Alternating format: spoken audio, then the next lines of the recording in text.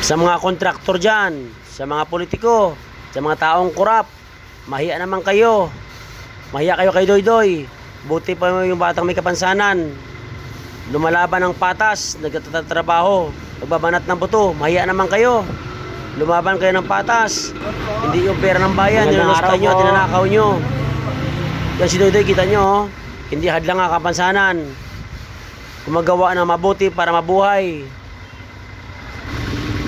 Tumutulong sa magulang sa paraan na kanya makakaya para hindi makasadlang at hindi makasagabal at hindi pabigat. Kayo wala na kayong ginawa kundi magnakaw sa taong bayan at sa pera ng kaban ng bayan. Mahiya naman kayo. Kaya nyo, mahiya kayo kay Doydoy. Ayan, nagtatrabaho, nagsisikap kahit may kapansanan. Kayo, puro nakaw, kurap. Mahiya naman kayo.